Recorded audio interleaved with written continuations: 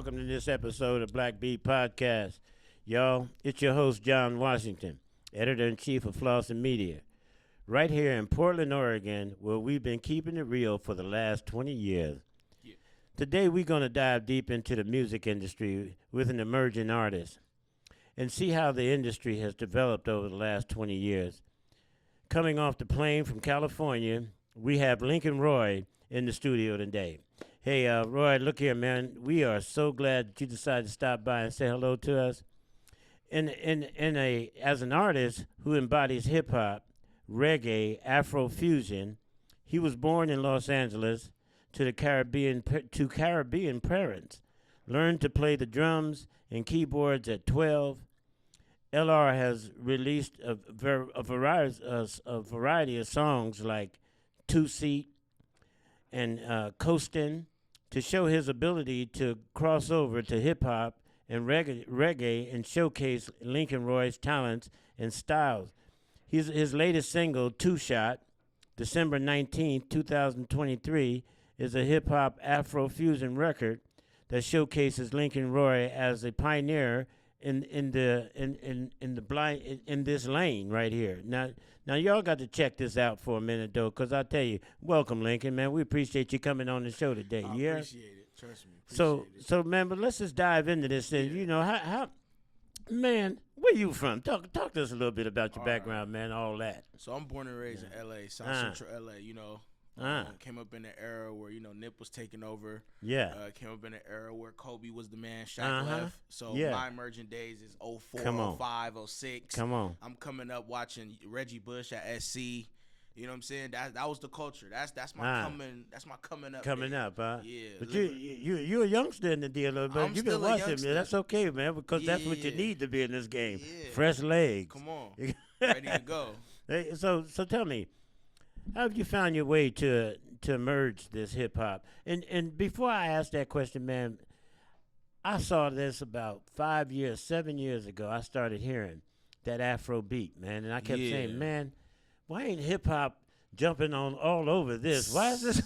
And then at the same time asking them brothers, well, why ain't you bringing some of these brothers into this right here? Because this is what it's about. Right. So how'd you get hold of this ball, man, and begin to rock this world by merging these two possibilities? Well, my father's a reggae bass player. Okay, well, that's explaining it right there. My mother grew up in the dance hall era. So when I'm with her, I hear dance hall music, Beanie Man, Shabba Ranks, all those Buju Banton. When I'm with my pops, I'm hearing the old school Bob Marley, hearing the Wailing Souls. Man, listen to you. You feel me? So that's my childhood. Yeah. And then when I come of age, I go find hip-hop. Wow. I'm listening to Massacre, Jay-Z, old Tupac records. Come on. Who else is current at the time? Kanye West is out. So my ear already is a genre blending ear. Yeah. So once I grew into myself, I'm like, I like that sound. Yeah. I like that sound. I like that sound. Let me try to merge them together. But what was the magic? Did you feel the magic when it happened? You want me to tell you what happened? Tell me about it, man. All right, so it's 2020, and the pandemic just hit. Yeah. And I got a 7-track EP that I want to put out. The first 6 records are straight hip-hop. And I'm like, nah, I got to do something special. So I go outside, I go work out. I'm doing lunges. This is a true story. Yeah. I'm doing lunges, you feel me? I'm getting my sweat on, and I burn a spliff. And all I hear in my head is, so them say, pick up arms to make a way. I'm like, what was that? No lie. I'm like, write that down. Ever since then, that was the first crossover record. Yeah. It's a hip-hop reggae record, and it's an anthem. It's so them say, pick up arms to make a way. Him don't have no home, no proof, cause the system make the rules. I might live by Jah the root. Man will have a car, a roof. Who Jah bless, no man curse. This is life, every verse. Yeah. I said, oh yeah. I said, yeah. Straight up. So that was the beginning. 2020 was the beginning of crossing it together. Yeah. So. And so, when did you? What are you being received well with this crossover, man? I mean, what's the public's response to the crossover? I mean, are you meeting any kind of resistance in the industry? The brothers telling them, man, we ain't ready for this or whatever. So, I go back and forth with it. As an artist that is very, I critique myself more than anyone else. So my thing is, am I reaching out a wider audience or am I creating a niche? That's where my mind goes. Are you becoming a niche artist? Yeah. Or are you potentially becoming a more pop artist? Yeah. So it's like, to me, my lyrics determine that, and my lyrics is street. So I'm using a pop instrumental with street lyrics. Yeah. That's what I'm doing. And I'm like, okay, you got to think about that. Yeah, man. So, yeah, that's where I'm at with it.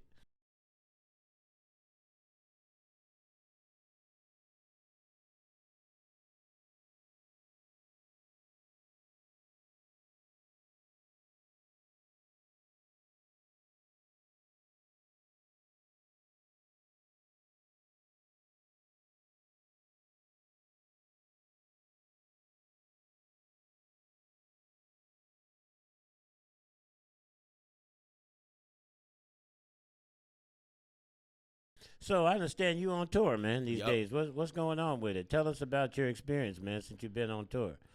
Well, this is my first 5-city tour within 1 month. Oh, wow. So Bakersfield to Portland to Las Vegas to San Diego to L.A.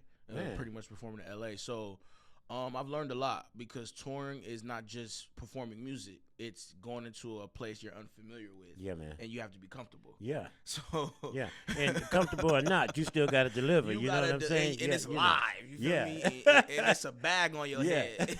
And you're not at home. Yeah. So where do I turn? Well, you pick up that support as you go, man. Exactly. And that's what those tours are really all about, ain't they? Exactly. There you go. That's exactly what it is. So the track that you dropping, man, I mean, tell me a little bit about it. How many songs on the track and that you're doing? Do you have a track? I mean, something that you put out, a whole album these days, or you just got some tracks, individual tracks? I have an album I have 100 unreleased songs. Oh, man. From the last 2-3 years that I've made. You've been working, boy. You've been busy. Yes, sir. So I carved out 16.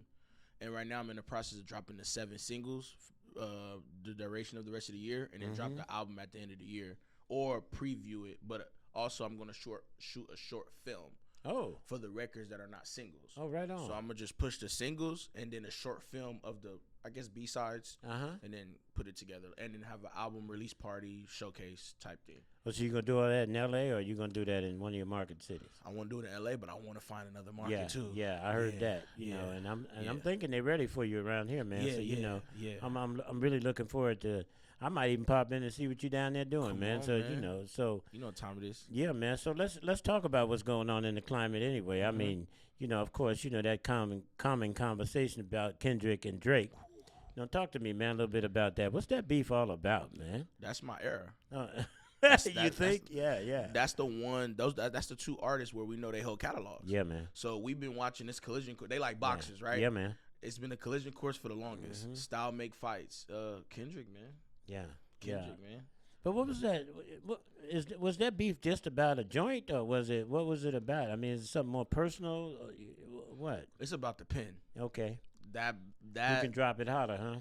That's all it was about. I don't think it was personal. It probably ended up becoming personal. But I felt like the initial fight, the last fight, was about who got the pen. And I feel like if, the pop star would have kept it about the pen, it would have been, I think it would have been a more back and forth thing. But since he made it about something else, the boogeyman said, all right, watch this. Say we get ready to come see it and be able to do what we going to do. Come on, man. Compton. It's Compton you dealing with. So tell us how you've been branding yourself, man, as an artist during your career now, man. What's been going on with that? So I'm in the process of rebranding myself. The initial idea of branding myself was more of a soulful, sample-driven sound, a more reserved, not really putting my image out into the social media world. Wanted to be more, what would you call it, introverted. That was more so the brand in the beginning. Just more of an introverted artist that was just speaking, just social justice and impactful lyrics. Now the brand is more so, how do I connect the diaspora through music that allows people to move. Yeah, that's the brand. And also, how do I attach myself to the things like my sports background, my love for cannabis, my image with dreads, and how do I tap into these markets and explore myself and my music. That's where I'm at right now. So have you, I know how complicated it is for an artist to be able to do that on their own, man. So have you amassed a team of people that you trust and and supporting your stuff, or are you just still trying to pull it all together? I just hired a social media manager. Right on. I just hired a brand specialist, and I also just hired a personal videographer, so I could put these marketing things together. Because I'm on tour and I'm looking around, my head's spinning. I'm like, okay, yeah. This ain't no one man band. I'm trying to tell you, you need to come equipped, right? Yeah, this ain't no one man Woo, band. boy, you ain't said nothing. Nah, for real. This is big. No, for real. Too big to trick. You know what I'm saying? Yeah, it's a team effort. Yeah. So, how do you see your career growing, man, in say in the next 5 years? I mean, what's your plans on from the development side? Go from local to regional to national. Yeah. And potentially going international. I believe my sound could touch, different coasts, west, east, south. I believe I could be in Europe, London somewhere. I believe I could be in Brazil. I feel like the music could go to Toronto. I just feel like what I got, a genre blended sound, it could connect to different people. Yeah. So that's how I see it. So, man, so tell me what's it been like out in this culture right now? Man, I mean, we came from gangster rap, all of that stuff, and now we looking at these blends and all that stuff. Man, I mean, talk to me a little bit what the fellas is doing. What y'all doing out there? It's been a little while since I've been out in the trench, man, checking y'all out, You asking a great since question, P. Diddy, been on bite, it's like, goddamn, ain't nobody trying to get out there and say none of that old school shit. No, because ain't no telling who in the game tricking. You know what I'm saying? It's like the fourth wall to be removed. Yeah, I'm telling you, more will be revealed, I'm sure. and I ain't looking too forward to some of that stuff, man. I think that the industry, though, man, has always been a little dicey. But I think that when you begin to mix these blends together, man, I think it really begins to play portrait to our development, man. And the whole thing's about merging our communities and all that kind of stuff, man. And, and it keeps it civil, man, because there's a beat and there's a familiarity with some of this stuff that really hits in the heart. You know what I'm saying? Not something that's hitting you in your head. Exactly. And you spend a whole lot of time trying to figure it out. But the beat is the beat. You know what I'm saying? That's what drive the whole thing. The drum. Yeah. That's the heartbeat. That's what move everything. Woo, talk to me, Come man. on. And believe it or not, man, that's what I've spent the last 30 years with. I'm a percussionist myself. There you go. Yeah, you man. know where it's at. Yeah, man. And that Mozambique and all that stuff is real. You know what I'm saying? Yes. So if there's something special, man, what is it that you would like to bring to your listener today, man, that's something special that you want to drop on them about who you are, what you're doing, and that, we might have missed in this conversation, man, that you like to shout about? So Lincoln Roy, the artist, is a late bloomer, which, man, didn't have the resources as a youth. So once I got the resources, I put it all into the music. I made a lot of sacrifices. So my music is about that person out there that feel like it's too late. Yeah. My music is for that person that feel like life knocked them down and they don't got no hope. My music is also for, like, I would say you in a car by yourself, you put the music on, now you got a passenger. Yeah. You know what I'm saying? Yeah, so man. It's comforting, it's inspirational, it's motivational. It could be educational, and it also could just be fun. Yeah, man. Yeah. Why don't you drop one of them hot ones on us real quick, man? Something that you're thinking about, you got something on your heart? What? You want something off the top? Right? Hey, man, bring it. However you need to bring it. All right, let me see what I got for y'all. Well, I got a new single called Hop in the Game. Come on, man. Hop in this game. Come on, right? It goes something like this. Cushion my lungs, and I'm from the slums. I like when everybody on me giving tongue, and I beat it up and I bust like a gun. I'm dropping these dimes like I play for the Suns. That's about it. Well, hey, that's all right, nigga. We know you got a little gift going on there. Yeah, man. That's coming next. Hey, y'all, listen here. This has been exciting with us. Just touching on a little bit. Lincoln Roy is in town this week, and he's got a gig going on here. Tell us a little bit about the gig, where it is, and stuff like that, so our listeners can come up and talk to you a little bit. So the Solstice Night Bar, I'll be performing there, Caribbean Heritage Month. I have a 15-minute set. Doors open at 10 o'clock. So I'm ready to rock out, Got a 15-minute set, so bring some records. Well, let's get you a little rested, man. I know you've been on that plane a little bit, man. We get you, but we do appreciate, Lincoln, that you stopped in the studio, man, today. Sir. And give us a shout. Historically, that was one of the things that we were always cognizant about, is that we know people pass through Portland, but we never get them, to sit down for a second and talk to the people in the neighborhood. Common was just here. He left. That's what's up. Yeah. And so it was kind of real fascinating, though, man, to see how these artists come into town, rather if it's Jamie Foxx or any of them, and they never link up with the community, you know. Correct. And we're glad that you decided to step in, man, and say hello to us. So, Lincoln Roy, much respect to you, man. Keep Thank the you. game real. Appreciate Keep it. doing what you're doing, man. Appreciate that. And let's get out here and break a leg. You hear what I say? Yeah, Lincoln Roy, Young and Law. Let's get respect, Big Lincoln Roy here on the set, y'all. We appreciate y'all. Thank you again, my brother. Yeah.